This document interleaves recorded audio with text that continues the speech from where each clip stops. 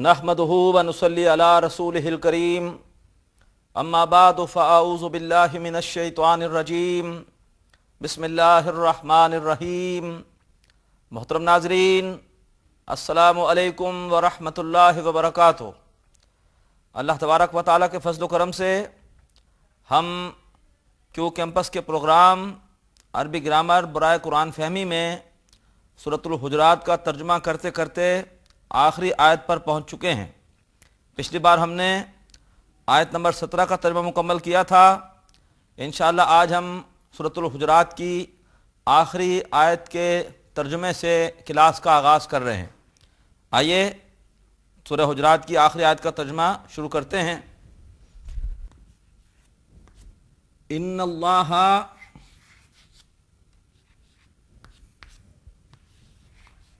याअलमु इन्नल्लाह याअलमु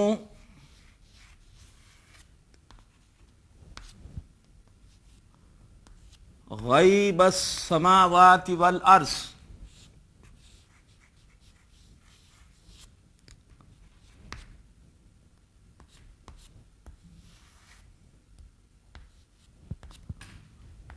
गैबस समावाति वल अर्ज़ी। इन्ना ये इससे पहले भी कई मरतबा आ चुका है हर्फ।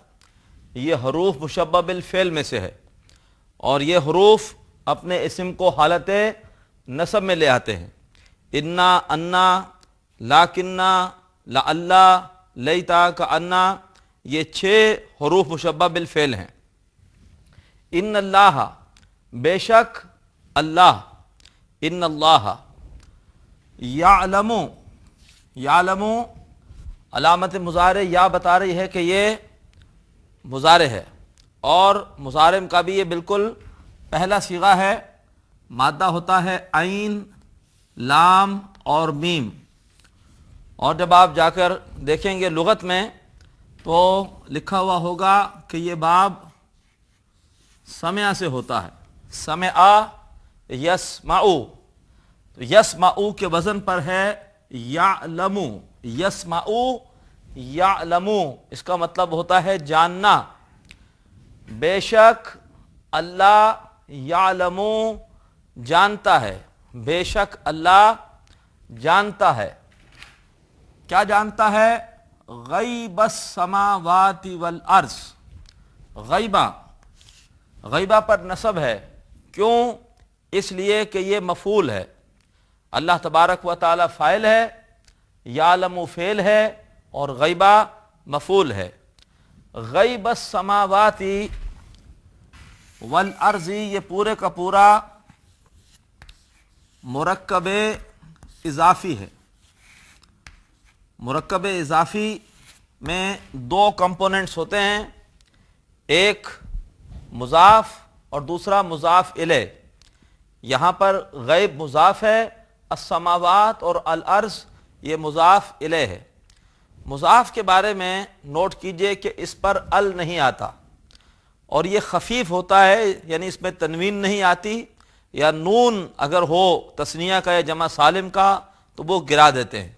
तो यहाँ पर इस वजह से इस पर तनवीन नहीं है, हरकत एक है, हरकत नसब की है। क्यों? इसलिए कि ये मफूल है। और मुज़ाफ़ इलैह के बारे में एक ही शर्त होती है और वो ये कि वो हालत जर में होता है। तो अस्समावात ये हालत जर में है और ये असल में समाउन कहते हैं आसमान को, और ये समाउन की जमा सालिम मोन्नस है। अरबी में समाउन आसमान मोन्नस माना जाता है और इसका असल में जो मादा होता है वो होता है सीन, मीम और वाव। अलबत्ता वाव बदल जाता है हमज़ा में जब भी उससे पहले एक अलिफ हो। जब भी अलिफ होगा किसी भी सीगे में तो उसके बाद का हर्फ इल्लत वो हमज़ा में बदल जाएगा। तो असल में ये था समावुन, समावुन जो कि तब्दील होकर हो गया समाउन। वाव बदल गई हमज़ा में, वरना हकीकत में यहाँ पर वाव थी। اب جب آپ اس کی جمع سالم مؤنث بنائیں گے تو وہ بنے گی سماواتن سماواتن سماواتن، سماواتن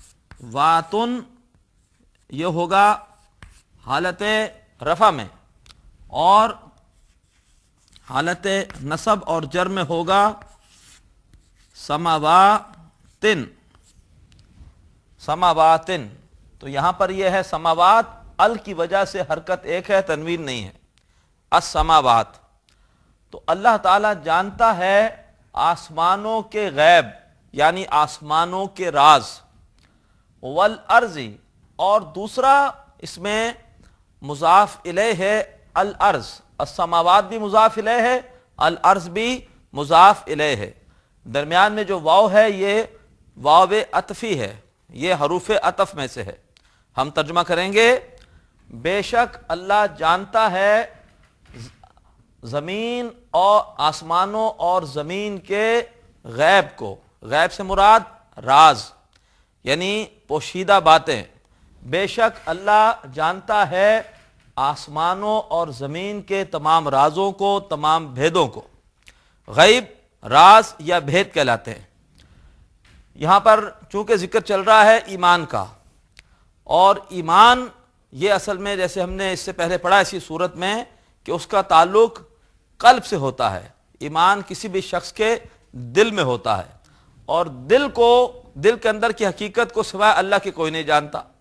تو بے شک اللہ تعالی جانتا ہے آسمانوں اور زمین کے رازوں کو۔ اس کے بعد فرمایا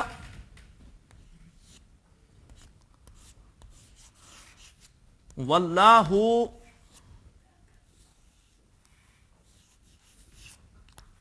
واللہ بصیر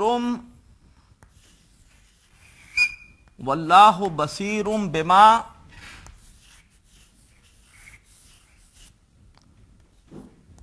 تعملون۔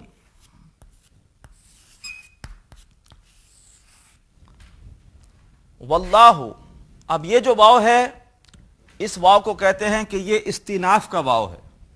کیوں؟ اس لیے کہ اب یہاں پر ایک الگ جملہ شروع ہو رہا ہے، اس سے پہلے واو عطف کا تھا۔ کیوں؟ کہ یہ دو اسماء کے درمیان تھا، کوئی نیا جملہ شروع نہیں ہو رہا تھا۔ لیکن جب کوئی نیا جملہ شروع ہو تو پھر وہ واو جو کہ دو جملوں کو سیپریٹ کرتا ہے اسے واو استیناف کہتے ہیں۔ تو یہ استیناف کا واو ہے، استیناف۔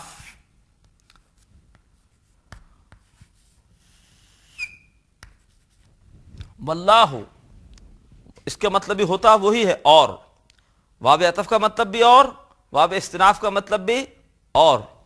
واللہ، اور اللہ، بصیرن، بصیرن یہ فعیل کے وزن پر صفت ہے۔ اس سے پہلے اسی صورت میں علیم، خبیر، سمیع، رحیم، یہ صفات بھی اسی وزن پر آ چکی ہیں، فعیل کے وزن پر۔ بصیر کا مادہ با، صاد اور را ہے۔ بصیر یہ صفت کہلاتی ہے مبالغے کی صفت۔ مبالغے سے مراد یہ ہے کہ جب کسی صفت کی شدت پائی جائے ہم کہتے ہیں مبالغہ، یہ صفت بہت زیادہ ہے، یعنی بصیرن خوب دیکھنے والا، بہت زیادہ دیکھنے والا۔ واللہ بصیرن، اور اللہ خوب دیکھنے والا ہے۔ کس چیز کو؟ بما، اس چیز کو جو کہ۔ یہاں پر ایک قاعدہ تجوید کا بھی ہے کہ جب بھی تنوین کے بعد یا نون ساکن کے بعد با ہو تو پھر تنوین میں نون کی آواز نہیں پڑی جاتی بلکہ میم کی آواز پڑی جاتی ہے، اس لیے لکھا جاتا ہے چھوٹا سا میم۔ یہ تجوید میں اقلاب کا قاعدہ کہلاتا ہے کہ تنوین کے بعد یا نون ساکن کے بعد اگر با آ جائے تو پھر وہاں پر تنوین میں بجائے نون کے میم کی آواز پڑی جاتی ہے اور چھوٹا سا میم لکھ بھی دیا جاتا ہے۔ تو واللہ بصیرم بما، بما با حرف جار ہے اور ما یہ موصولہ ہے جس کے معنی ہوتے ہیں جو کچھ۔ واللہ بصیرم بما، اور اللہ خوب دیکھنے والا ہے جو کچھ کے۔ تعملون، تعملون علامت مضارع تا موجود ہے، جس سے ثابت ہوا کہ یہ فعل مضارع ہے، اور جب آپ فعل مضارع کی گردان میں جا کر کمپیریزن کریں گے تو آپ خود کہیں گے کہ یہ جمع مذکر حاضر کا صیغہ ہے، اس لیے کہ اس کا وزن جمع مذکر حاضر کے صیغے سے ملتا ہے۔ مادہ اس کا ہوتا ہے عین، میم اور لام، اور جب آپ لغت میں جائیں گے تو لکھا ہوا ہوگا اس کے آگے سین، یعنی یہ بھی باب سمع سے ہے، سمع یسمعو کے وزن پر عملا یعملو۔ اب آپ یعملو کی گردان جب کریں گے تو یعملو، یعملان، یعملونا، تعملو، تعملان، یعملنا، تعملو، تعملان، تعملونا، نواں صیغہ، یعنی جمع مذکر حاضر کا صیغہ آپ کو ملے گا تعملونا۔ تو یہ مضارع میں جمع مذکر اور حاضر کا صیغہ ہے، یعنی جو کچھ تم کر رہے ہو، واللہ اور اللہ بصیرن خوب دیکھنے والا ہے، بما جو کچھ تعملون تم سب کر رہے ہو۔ اللہ تبارک و تعالی خوب دیکھنے والا ہے جو کچھ کہ تم کر رہے ہو۔ پوری آیت کا ترجمہ دوبارہ سن لیجئے۔ ان اللہ، بے شک اللہ، یعلم جانتا ہے، غیب السماوات والارض، زمین اور آسمانوں کے بھید، زمین اور آسمانوں کے راز، واللہ بصیر اور اللہ تبارک و تعالی خوب دیکھنے والا ہے، بما تعملون اس کو جو کچھ تم کر رہے ہو۔ انسان جو بھی عمل کرتا ہے اس عمل میں اہم چیز ہوتی ہے اس کی نیت، جیسے کہ بخاری اور مسلم کی حدیث ہے، انما الاعمال بالنیات، بے شک اعمال نیتوں کے ساتھ ہیں، یعنی اعمال کا پورا انحصار اور دار و مدار کس پر ہے؟ نیت پر ہے، اور نیت کا معاملہ غیب کا ہے، نیت کو انسان جان نہیں سکتا، وہ ایک راز ہے اللہ اور بندے کے درمیان۔ تو یہاں پر دونوں باتیں آ گئیں، اللہ تبارک و تعالی جو کسی بھی عمل کی روح ہے اس کی نیت، اس کو بھی اللہ تعالی جانتا ہے، اور پھر جو عمل کا ظاہر ہے انسان جو بھی کر رہا ہے اللہ تبارک و تعالی اسے خوب دیکھنے والا ہے۔ اللہ تبارک و تعالی ہم سب کو اخلاص عطا فرمائے، اس لیے کہ شیطان ہمارا دشمن ہے، وہ ہمیں اول تو عمل کی طرف آنے ہی نہیں دیتا، اور اگر ہم عمل کرتے ہیں تو وہ چاہتا ہے کہ ہمارا عمل ضائع ہو جائے، اور یہ عمل ضائع ہو جاتا ہے کس وجہ سے؟ اگر عمل میں خدا نہ خواستہ اخلاص نہ ہو۔ انسان شہرت کی طلب کے لیے یا انسان کسی دنیاوی فائدے کے لیے، کسی دنیاوی غرض کے لیے اگر عمل کر رہا ہے تو وہ سارے کا سارا اس کا عمل وہ ضائع ہو جاتا ہے۔ بلکہ حدیث میں تو یہ بھی آتا ہے کہ جو عمل دکھاوے کا ہوتا ہے وہ شرک ہوتا ہے، اور شرک ایسا گناہ ہے جس کی اللہ کیا معافی نہیں۔ سورہ نساء اور سورہ نساء میں 2 مرتبہ الفاظ آتے ہیں، ان اللہ لا یغفر ان یشرک بہ ویغفر ما دون ذلک لمن یشاء، بے شک اللہ اس کو معاف نہیں کرے گا کہ اس کے ساتھ کسی کو شریک کیا جائے، اس کے علاوہ جس گناہ کو چاہے گا اللہ تبارک و تعالی معاف فرما دے گا۔ تو دکھاوا شرک ہے، اور دکھاوا کب ہوتا ہے؟ جبکہ انسان کی نیت میں اخلاص نہ ہو۔ تو یہ آخری آیت سورہ حجرات کی بہت اہم ہے۔ قرآن مجید کی ہر سورت کی آخری آیتیں بہت ہی اہم مضامین پر مشتمل ہوتی ہیں۔ اس میں ہمیں بتایا اللہ نے کہ اللہ تبارک و تعالی آسمانوں اور زمین کے تمام رازوں سے واقف ہے، تمام حقائق سے واقف ہے، تمام بھیدوں سے واقف ہے، اور پھر خاص طور پر فوکس کیا گیا انسانوں پر، فرمایا واللہ بصیرن اور اللہ تعالی خوب دیکھنے والا ہے، بما تعملون جو کچھ کہ تم عمل کر رہے ہو وہ سب کا سب اللہ تعالیٰ کے علم ہے۔ الحمدللہ کہ سورہ حجرات کا یہ ترجمہ مکمل ہوا، اور بڑی اہم ہدایات اللہ تبارک و تعالیٰ نے ہمیں اس صورت میں عطا فرمائیں۔ اس صورت میں اللہ تبارک و تعالیٰ نے ہمیں یہ بھی بتایا بالکل ابتدائی آیت میں کہ اپنے معاملات کو اللہ اس کے رسول سے آگے نہ بڑھاؤ، یعنی تمہارا ہر کام قرآن اور سنت کے دائرے میں ہونا چاہیے، کوئی ایسا کام کرو ہی نہیں جو کہ قرآن اور سنت سے ثابت نہ ہو۔ جو بھی تم عمل کر رہے ہو تمہارے پاس واضح دلیل ہو کہ ہاں یہ جو میں کام کر رہا ہوں یہ قرآن مجید میں ہے یا یہ ہے کہ یہ نبی کریم صلی اللہ علیہ وسلم اور آپ کے تربیت یافتہ صحابہ بھی کرتے تھے؟ اگر ایسا ثبوت ہمارے پاس نہ ہو تو ہمیں ایسا کام نہیں کرنا چاہیے۔ پھر اس صورت میں اللہ تبارک و تعالیٰ نے جناب نبی کریم صلی اللہ علیہ وسلم کی عظمت بیان فرمائی کہ ان کے ادب اور احترام کا معاملہ یہ ہے کہ اگر خدا نہ خواستہ ان کے سامنے اپنی بات کو بلند کر دیا یا ان کی حدیث پر اپنی کس رائے کو فوقیت دے دی تو سارے اعمال ضائع ہو جائیں گے۔ تو خود سوچئے کہ جو لوگ اللہ کے رسول کی نافرمانی کرتے ہیں ان کا پھر کیا انجام ہوگا۔ اللہ تعالیٰ ہمیں سے محفوظ فرمائے۔ اس کے بعد فرمایا کہ دیکھو افواہوں پر کان مت دھرو، ہمیشہ وہ کام کرو، وہ بات کہو کہ جس کے لیے تمہارے پاس باقاعدہ ایک ثبوت یا دلیل ہو۔ اس کے بعد پھر فرمایا کہ دیکھو اگر مومنوں میں سے دو جماعتیں آپس میں لڑ پڑیں تو تم تماشائی نہ بنو، بلکہ کوشش کرو کہ کسی طرح سے جھگڑا ختم ہو، تمہیں اس جھگڑے سے تکلیف ہو، تم دونوں کے دونوں گروہوں کو صلح پر آمادہ کرنے کی کوشش کرو، اور اگر کوئی گروہ صلح پر آمادہ نہ ہو تو تم اس گروہ کا بائیکاٹ کرو، اس گروہ کے خلاف پھر تم سب کے سب مل کر اقدام کرو، اس گروہ کو مجبور کرو کہ وہ صلح پر آمادہ ہو، اور جب صلح پر آمادہ ہو جائے تو عدل کے ساتھ صلح کرا دو۔ اس کے بعد ایسی معاشرتی برائیاں بتائیں کہ جن کی وجہ سے دل آپس میں پھٹ جاتے ہیں، نفرتیں پیدا ہوتی ہیں۔ مثال کے طور پر کسی کا مذاق اڑا دینا، یا پھر کسی کو کوئی طعنہ دے دینا، اور یا پھر کسی کو کسی غلط نام کے ساتھ پکارنا، اس کی کوئی چڑ جو ہے وہ رکھ دینا جس سے کہ وہ ناراض ہوتا ہو۔ اسی طریقے پر فرمایا کہ دیکھو کسی کے بارے میں خام خواہی کی جاسوسی نہ کیا کرو کہ اس کے معمولات کیا ہیں، اس کا آمدنی کتنی ہے، کہاں سے آتی ہے، کیا ہے، تجسس نہ کیا کرو۔ کسی کے بارے میں خام خواہی سوء ظن مت کرو، اسی طرح سے پیٹھ پیچھے کسی کی برائی مت کرو۔ اس کے بعد فرمایا کہ دیکھو سب کے سب انسان اللہ کی نگاہ میں برابر ہیں۔ کیوں؟ اس لیے کہ سب کا خالق اللہ ہے، اور سب کے والدین حضرت آدم اور اماں حوا سلام علیہما ہیں۔ گورے کو کالے پر، کالے کو گورے پر کوئی فضیلت حاصل نہیں، عربی کو اجمی پر، اجمی کو عربی پر کوئی فضیلت حاصل نہیں۔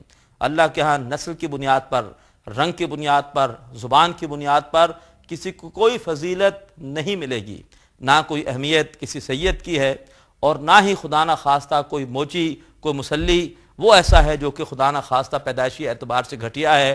یہ برہمن اور شودر کی تقسیم یہ اسلام کی نہیں ہے۔ اللہ کے ہاں زیادہ عزت والا وہ ہے جو کہ تم میں سے زیادہ متقی ہے۔ اس کے بعد پھر فرمایا کہ بعض لوگ محض زبانی اقرار جو کہ اسلام ہے اسی پر اتراتے ہیں۔ فرمایا کہ نہیں، اللہ کو محض اقرار باللسان، زبانی اقرار مطلوب نہیں ہے۔ اللہ تعالیٰ چاہتے ہیں تمہارے دلوں میں ایمان پیدا ہو، اور ایمان کی علامت کیا ہے اس کے بارے میں اس سورت کی آیت نمبر 15 میں بتایا کہ ایمان کی علامت یہ ہے کہ تم بالکل یکسو ہو، اور تم یہ طے کر لو کہ کوئی خوش ہوتا ہے تو خوش ہو، ناراض ہوتا ہے تو ناراض ہو، چاہے فائدہ ہو چاہے نقصان ہو۔ میں نے ہر صورت میں اللہ اور اس کے حبیب صلی اللہ علیہ وسلم کے احکامات ہی کی پیروی کرنی ہے، میں نے انہی کے طریقوں پر چلنا ہے۔ اور اس کے بعد تم مال اور جان سے اللہ کی راہ میں جہاد کرو، اللہ تبارک و تعالیٰ کے دین کو اپنے وجود پہ غالب کرو، تبلیغ کے ذریعے سے لوگوں پر یہ واضح کرو کہ ہمیں اللہ تبارک و تعالیٰ ہی کے احکامات پر عمل کرنا ہے، اسی کے احکامات کو نافذ کرنا ہے۔ اور اس کے بعد مل کر ایک ایسی اجتماعیت تیار کرو کہ وہ پھر مل کر جد و جہد کرے، اور پورے کے پورے معاشرے پر اللہ تبارک و تعالیٰ کے دین کو اسی طرح سے غالب کرنے کی کوشش کرے جیسے کہ اللہ تبارک و تعالیٰ کے دین کو غالب کیا تھا جناب نبی کریم صلی اللہ علیہ وسلم اور آپ کے ساتھ آپ کے جانثار صحابہ اکرام نے۔ اللہ کرے کہ ہم بھی اس طرح سے جہاد کر کے اپنے معاشرے میں شریعت کو نافذ کریں۔ آج معاشرے میں ظلم ہے، زیادتی ہے، اس کی وجہ کیا ہے کہ عدل صرف اور صرف اللہ تبارک و تعالیٰ کے عطا کردہ قانون، اللہ کے عطا کردہ نظام میں ہے، اور وہ نظام چونکہ نافذ نہیں ہے اس وجہ سے آج لوٹ گسوٹ اور ظلم ہے۔ ہمارے لیے عدل کا صرف اور صرف ایک ہی ذریعہ ہے، اور وہ یہ ہے کہ ہم سب کے سب مل کر اللہ تبارک و تعالیٰ کے دین کے غلبے کی جد و جہد کریں۔ یہ ہمارے اوپر بہت بڑا ایک قرض ہے، ورنہ ہم دعویٰ کرتے ہیں کہ ہمارے دین اسلام میں زندگی کے ہر مسئلے کا حل موجود ہے، لیکن آج ہم اس کی کوئی عملی مثال نہیں پیش کر سکے۔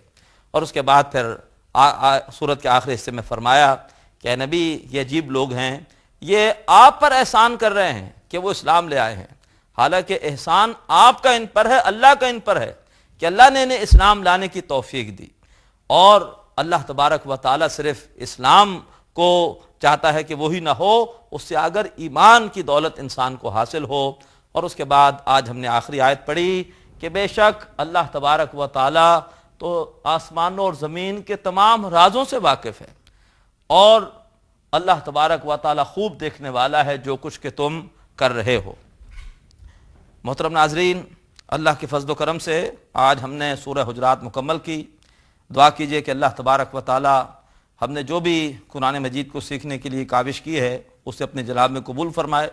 اللہ تعالی ہم سب کو خلوص و اخلاص عطا فرمائے، اور اللہ تعالی علم کے ساتھ ساتھ ہمیں قرآن مجید پر عمل کی توفیق عطا فرمائے۔ آج اسی پہ اکتفا کر رہے ہیں، اجازت دیجئے۔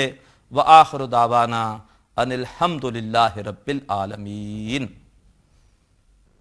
ناظرین، ابھی آپ نے پروگرام عربی گرامر برائے قرآن فہمی کا لیکچر نمبر 34 ملاحظہ فرمایا۔